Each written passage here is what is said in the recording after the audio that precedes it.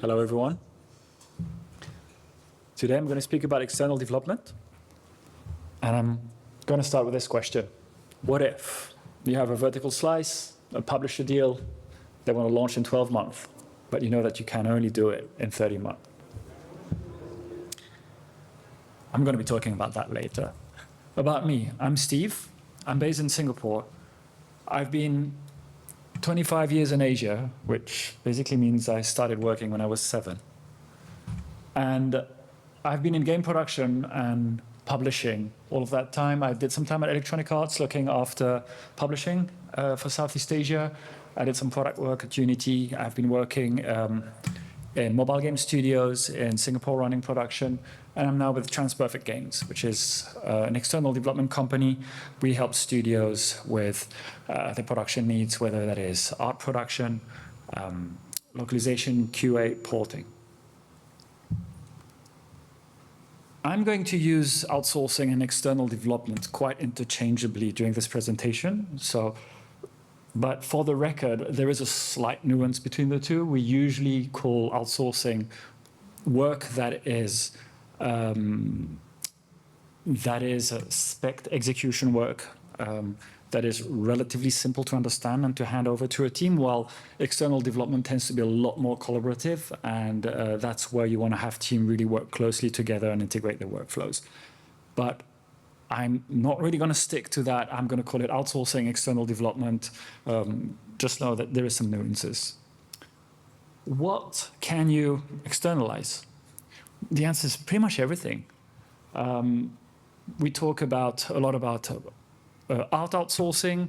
There's code development, there's porting, there's localization, audio needs. Pretty much everything can be done externally.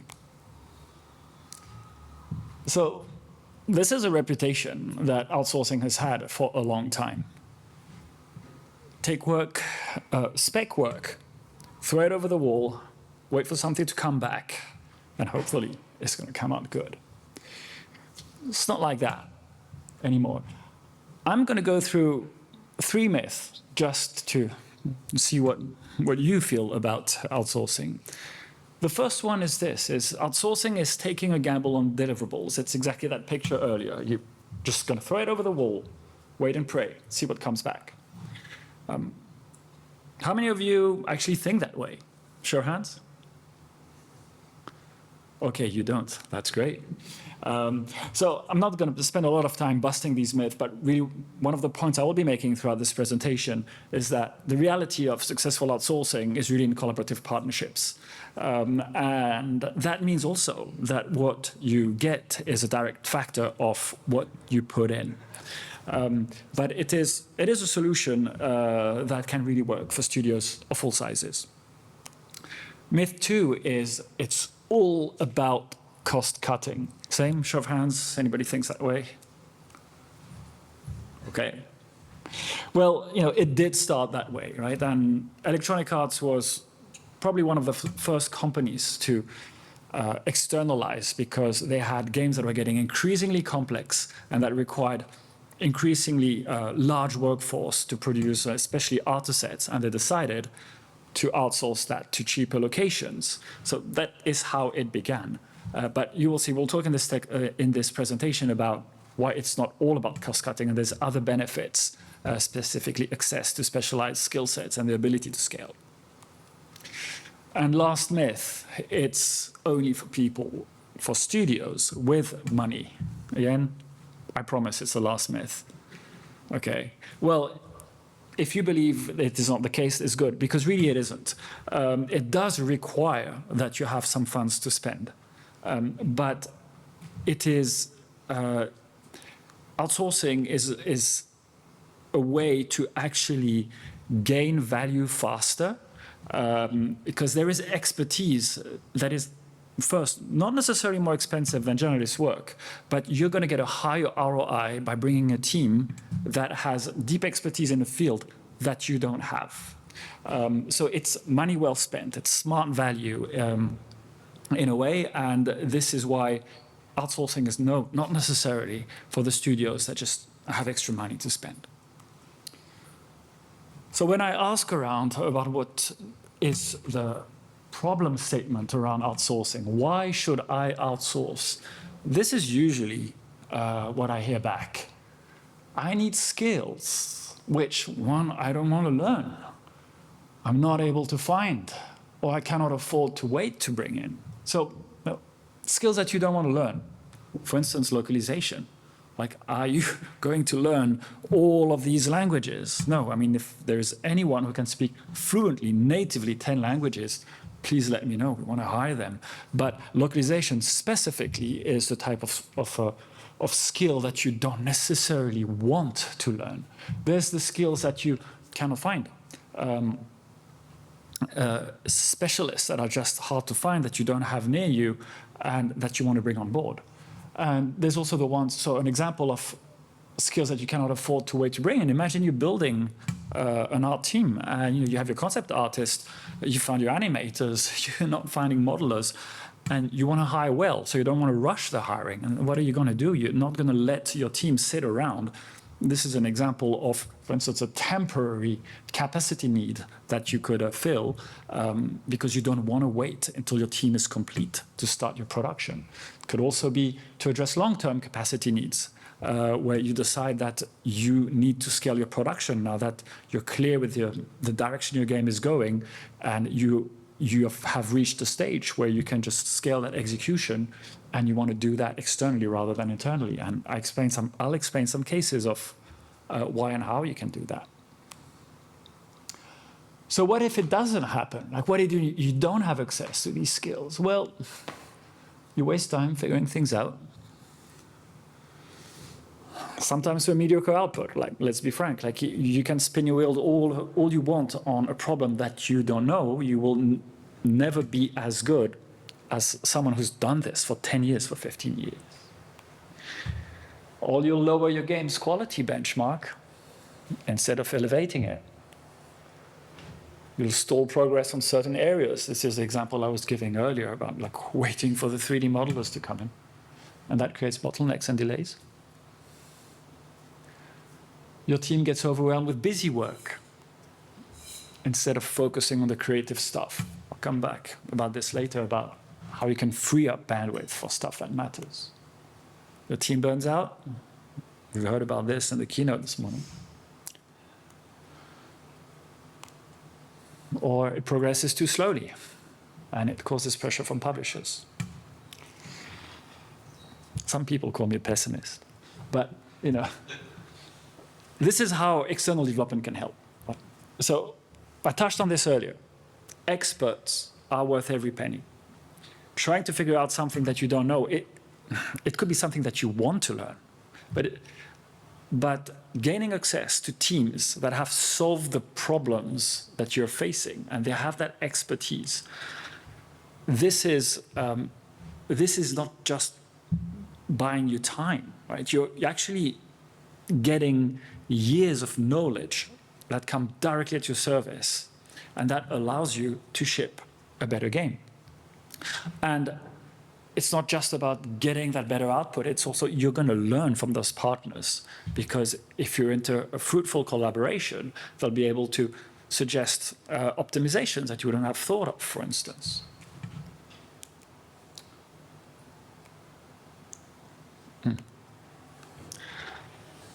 Publishers value velocity, and you should too. So I'm not talking here about rushing. It's about not wasting time. You should take all the time you need to find the fun, but once you know which direction your game is heading, there's no reason to move slowly. And like I mentioned, to lean into game development, into external development, well, you need to have the funds to do that. So if you're a small indie and your cash flow is such that you can only pay yourselves, I get it. You probably will not want to buy speed or capacity that way. But if you have funding, you will be spending the same amount just faster, and you'll get to your output faster as well. Focusing on what's strategic, that is to say that you can delegate the busy work to focus on the strategic stuff, like building your IP, like building something that is really central to your game experience. instead of spending time to do all of the execution work that is taking your time and your bandwidth away from that. And it can also be a good way for your team, for them to preserve their sanity and to progress without going into crunch. And lastly, cost effectiveness. Back to the earlier point of getting specialists that will get the job done in much less time than it would take you. But also back to that myth of cost cutting, just the fact that also external development or outsourcing can also be a way to operate cheaper. There are some studios who operate from very cost-effective locations and can do AAA work. So there's also a factor when you're reaching a certain scale of getting great work done at competitive prices. So this is a little example that I'm going to use. So imagine that you've bought a house. You wanted a house with a garden. Because you know that's what you're into. You just want to be able to grow a nice garden. I'm not talking about retirement, but anyway, it's bear with me. It's just a little role-playing exercise. So you found this little fixer-upper, and it has the potential you want, right? It's got a nice garden, but it needs redoing the entire electricity. It needs some repainting. A garden needs some taken care of. So you know. Electricity, like how many of you would call an electrician versus how many of you would actually do it yourselves? Like how many of you would do the electricity yourselves? I wouldn't do the electricity myself. I mean, I would probably just be too scared of getting electrocuted. It would take me way too long, and I would probably break a sweat every time I put a piece of bread in the toaster. Painting. Okay, so painting, you know, maybe easy to outsource, right? You tell the contractor, well, I want the window frames white and the rest just do it red. And super easy, instructions are easy. You know that it's easy to delegate, to outsource. But you could also think, well, you know, I have time, it's money I don't want to spend, I can do it myself. And lastly, the garden. Would you outsource that? Sure, you could call a gardener. But why would I do that? I bought that house to enjoy the garden, having some greenery that I can work around with. So no, that's probably not the thing I would want to externalize. So I'm using these three examples. I think you're getting the gist of it. But there's an example of work that is complex, that if you did yourself, you just wouldn't know the type of quality that you would get. That's electricity work, of course. The painting work is something you go, well, you know, it could buy me time, but I could do it. It's really a matter of, I would say, your finances and where you decide to focus your energy. And there's the rest that you don't want to outsource because that's what you like doing. That's, you know, and that means that's the value that your studio really brings, the creative value that your studio brings. So these are the different aspects of a project where you might consider whether I should outsource or not. I'll get to it a little bit more later. And you know, when it comes to, I've done it all myself. My question is, should you have? Have you sacrificed quality just to say that you did it all by yourself? And I think the question is really not about we did it all by ourselves, but more is it, where can we bring the specialists, the expertise to elevate our game beyond what we could do alone? So here's an example of a studio that needed to scale really fast. So this is Sins of a Solar Empire 2 by Stardock. We're working with them and we were progressing at an okay pace of doing we were concepting 3 ships for them a month. Then they suddenly decided that they had to move their release date up. And they could not scale that production internally by themselves. And we were able to scale because we have access to that capacity internally. And we scaled from doing 3 concept for ships to doing the models and doing 14 of them in a month. It was a massive scale up that we were able to do because of the organization we have and access to the scale that we have, but that a studio by itself would just not have been able to turn around. Yeah. So you all know the situation the game industry has been in, and specifically the problems of hiring, shipping, firing. These numbers are from Amit Sadvat. I pulled them from his spreadsheet just about 10 days ago. I don't think you need reminding too much about the bloodbath that the industry has been in. But really, this is a problem that studios have had. They have suffered from overhiring. It is risky to hire new people, full-time employees. So there is a model that some studios are embracing. We call it the Hollywood model, and because it's a model that the movie industry is using, right? It's project-based. You don't need to have all of the skills in-house. You look for entities that have those skills, the specialized skills, and you bring them on board for your project. So if you look in the movie industry, this is like Industrial Light and Magic. And to a certain extent, it's also Weta here. So this is a sustainable way to scale, because you can flex your capacity up and down. You have access to specialized talent that you don't need to look for and on board, and then having a problem of the problem is not so much about retaining them, it's about what do you do with that workforce when you realize you no longer need that capacity in-house. So I would argue that studios that can lean into that Hollywood model, into external development, are the ones that are best positioned to pivot, are the ones that will definitely minimize any layoffs at any point in time. So the key reasons to outsource, really, there's one is scale. You want to do more in the same amount of time. You need to increase your capacity. And this can be a short-term need, this can be a long-term need, but this could be, for instance,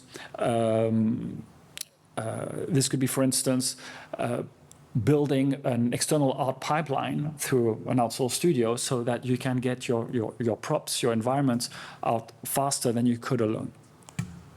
The specialization, there's a lot of areas where deep expertise is needed, and that is not necessarily justified that you bring in-house. Access to rare skills. There is speed.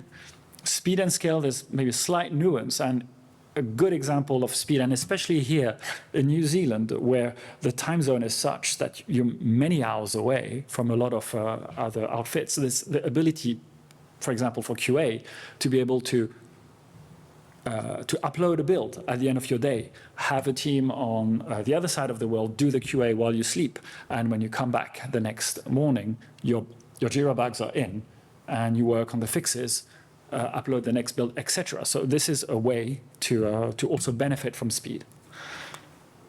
There is cost. Like I mentioned, some of the work can be done cheaper than you could if you had those skills in-house or near you.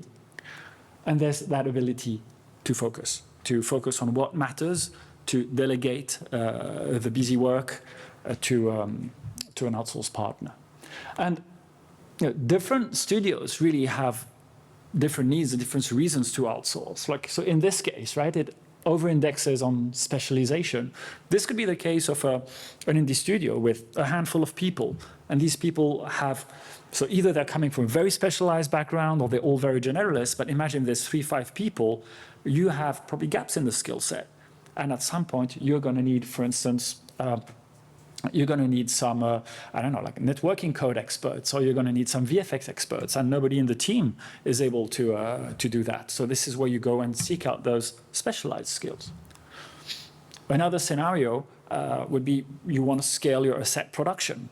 So art production example, where you have your concept team in-house, you have production pipeline that is established. Now you just want to get more done faster.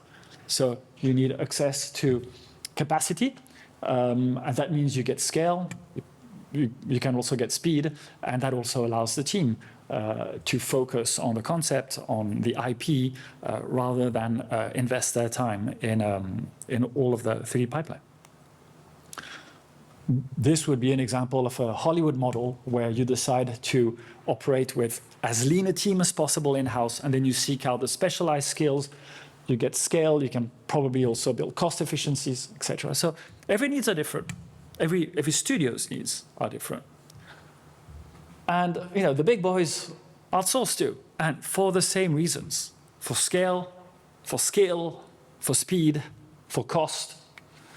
This is an example of the work that we do at Technicolor Games, which is a studio under TransPerfect Games, for EA, for Capcom, for 2K. They also outsource localization, they outsource QA. The studios lean heavily on external development. Their needs are different from that of smaller studios. Like, they care about high quality, about consistent high quality. They want scale. They are not interested in outsourced outfits that can just provide 2, 3, 4 engineers or artists. They want to be able to scale their projects. And they expect their partners to integrate in their pipelines. There's also a lot of InfoSec requirements and confidentiality requirements. We find that smaller studios have different needs. They appreciate most what I call smart value, cost effectiveness, access to specialized skills, where there is a high ROI. There is a high ROI that comes from spending your money smartly, where you don't have those skills, and when you can unlock those competencies. They value collaboration, where the fact that a studio can bring a different perspective and can enrich the work that is being done. Flexibility, reactivity, I think you get it. And one of the good things also for smaller studios, it does mean that when you're looking for a partner, you have access to actually more service providers than larger studios who, because of these requirements, actually this restricts their choice of partner a lot more. So when it comes to why should you outsource, and if you look inside your studios, so these are some of the questions that you should be asking yourselves. Really, is what are your strengths? What should stay in a house? What skills are missing? And things like, where do you struggle? These are the things that really can inform what makes sense to outsource. And specifically, cultural traits matter. They were speaking about this a little bit this morning in the keynote, the fact that it is really important to get the right people to collaborate with you. And that doesn't necessarily mean that they think like you. That means that they can actually challenge you also. But what is it that you're looking for? This is also very important. So among these questions, when I say think twice, is really these are the questions that really inform who is the right partner, what is the right work to outsource. One of the considerations also is, so not just what is the strategic work that should stay in-house, but also what is the work that your team wants to do. Like, imagine if all of the interesting work is the work that you outsource and you're leaving your team with all of the busy work. This is not a good employee retention strategy. So these are the considerations to think about when you're about to earmark some work for external development. But in general, the rule is start small. Learn and adapt. If you're doing this for the first time, rather than suddenly externalize a huge chunk of your game, start small. Start with one partner on a small part of the pipeline. See how it goes. This is a typical workflow. I'm not going to go into many of the details. I'm just maybe going to call out a few things. But when you select an ExDev partner, it's really important to select them thoroughly.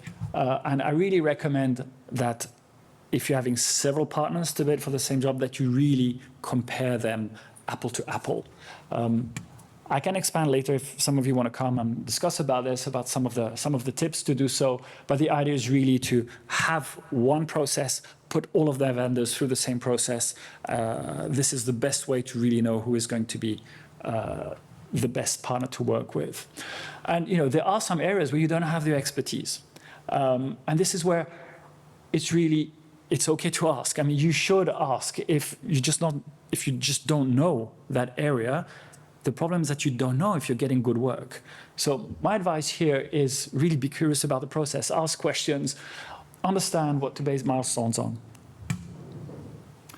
One thing that is really important is fit. I've had examples of us bidding for work where we were told, your expertise is there, the price is good, but we chose a partner that we felt had a better fit for us.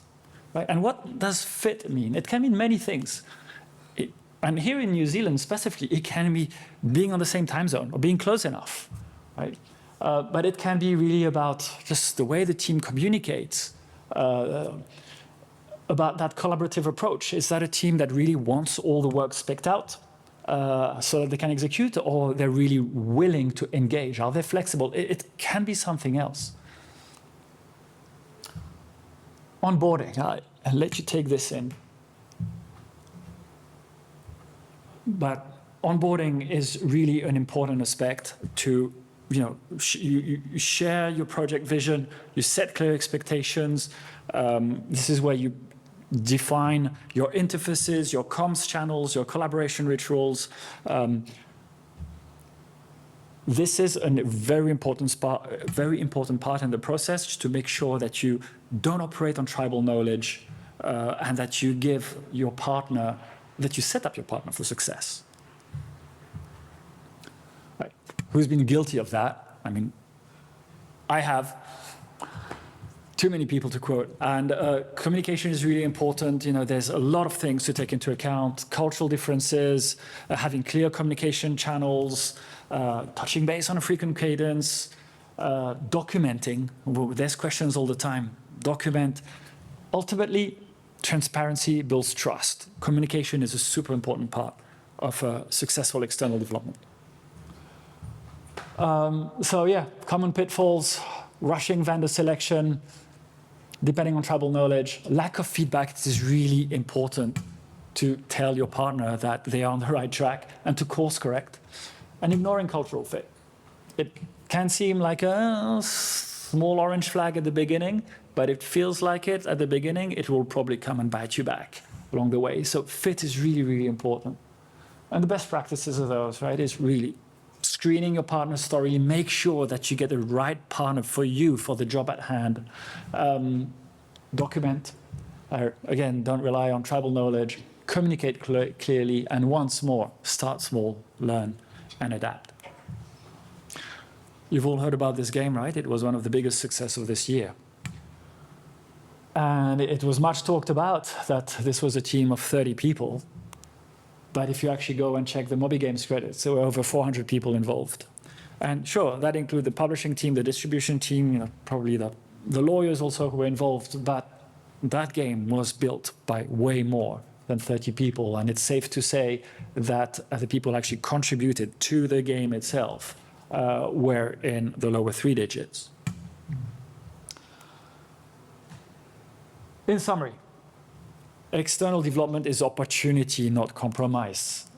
You can access skills that can elevate your game. You can de-risk your production. You can ship faster than you could have alone. And you can grow your capacity sustainably. And this image also is why AI is not a substitute for ExDev. But I just want to leave you with those thoughts. It's like, just go back and think, what creative work defines your studio, right? What are the skills that you have that define your creative capacity, but what are the ones that you're missing? What collaborations will make you more resilient, not dependent? And what does fit mean for you? All right, this is it. So this is me. If you want to scan this QR code, it will send you guys to my LinkedIn. But otherwise, I'm willing to take questions. Has it ever been done, or is it ever recommended to have an ExDev partner, but also another third party that is hired very infrequently to review that one. If there's, say, I guess I'll... It's on? Yeah. Yeah. Okay, there we go. So, is it ever?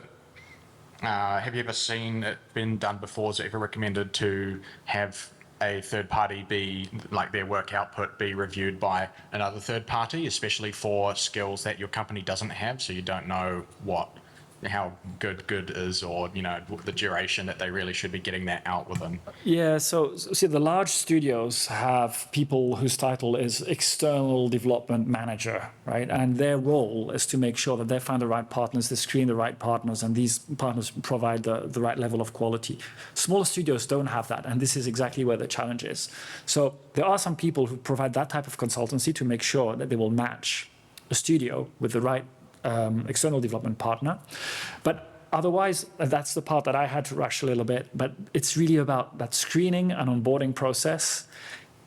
You're looking for skills that you don't have, that you don't know how to assess. That is really actually the hardest part of finding the right partner. And this is where being methodical in your approach. And yes, bringing people, if you can bring people in that can advise you on whether this is the type of skill that you need, this is a portfolio that looks good, these are deliverables that look solid. Of course, this will help. But whether you know the area or you don't know the area, you really need to be methodical about it so that you can pinpoint as much as possible where the strengths are, where the weaknesses are, or where the unknowns are, and then go and de-risk that with people who know that area. Cool, thank you very much. You're welcome.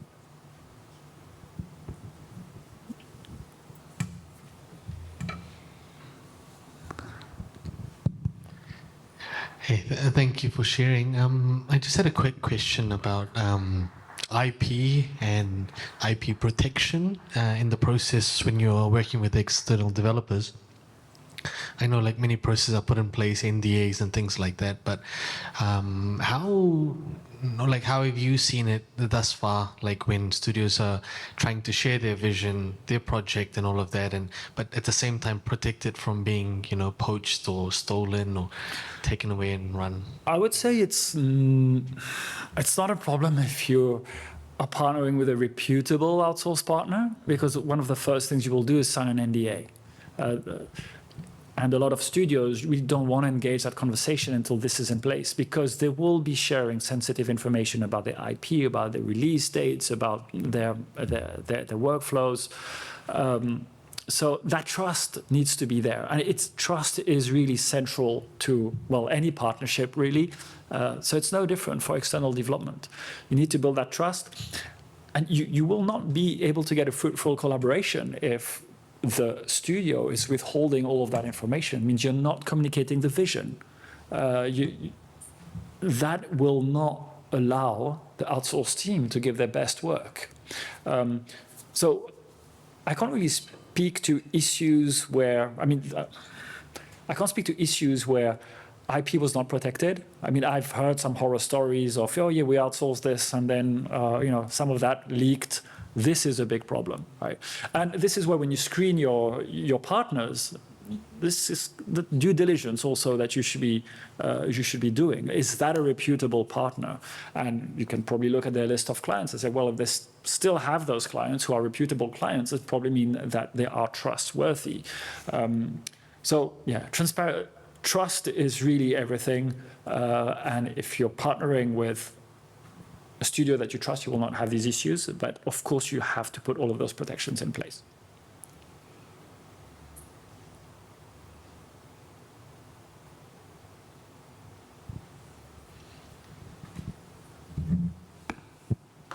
Hey, thank you for the talk. So other than a good screening process, how would you manage ExDev studios that consistently don't meet expectations for what you've asked for, or how can you protect yourself against this happening? I would say that a good process would mean that you don't have that problem in the sense that you are troubleshooting early. You're reviewing frequently. You're course correcting all of the time.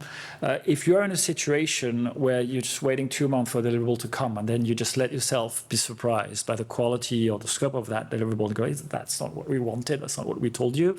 I would say that part of the blame is probably on you because you were not present to give that guidance. But when feedback is needed, and when it is constructive feedback, if it's negative feedback, it needs to happen. Communication is really at the center of a partnership as well. So it needs to be clear, it needs to be transparent. You will not allow a partner studio to do their best work if you're leading them on to thinking they're doing good work when they're actually not. So it's really about just giving that candid feedback, talking about the issues and talking about them early, not waiting until you're getting the deliverable and saying, yeah, but actually it's not exactly what we wanted. So it's really about that. Transparency, direct communication, feedback, talking about issues early. And if that problem persists, then you probably have enough red flags to decide that this is not the right partnership for you. I mean, this also happens. But the idea is course correct and diffuse early. It is hard for a partner studio to really get the way work right off the bat. And that will require a lot of talking, a lot of adjustment, a lot of clarifications. And sometimes, the first 2-3 weeks can be a little bit choppy. But if you have problems still 2-3 months on, then you probably have a problem. I would say in the first 2-3 weeks, it's probably normal, it's that adjustment. And in that case, then, if that problem did persist, is there some sort of clause that you'd need in the contract per se, like to be able to pull out of that partnership? Well, so the contract, I didn't get to talk about that, but everything contractually should be done really well. It is dangerous to just only assume best intent, thinking, oh no, they look good, I think they do good work, we'll be fine. Because when those problems arrive, then you don't have a framework to affect some of these decisions. So it's really important that you have a contract that suits you. And here again, I would say, externalizing to a lawyer to get a consultation to make sure that this is a product that's right for you, this is also money well spent, right? And then you should have indeed in place in your collaboration contracts clauses that say, well, if this is not meeting the mark, we reserve the right to terminate the relationship. In most contracts, there's like a remediation clause, and this is what you just have to hammer out. Like, what does not satisfactory mean? What does remediation mean? And what happens if this doesn't work? But really important to really frame it. The deliverables need to be super clear. The expectation, the quality that you want needs to be quantified, documented, right? You don't want to be like, but it's not nice enough. So it's really important that you frame that well, because then you have a ground to say, well, this is not passing the mark because you see A, B, C, and F did not meet the requirements that were in the statement of work. Awesome, thank you. You're welcome.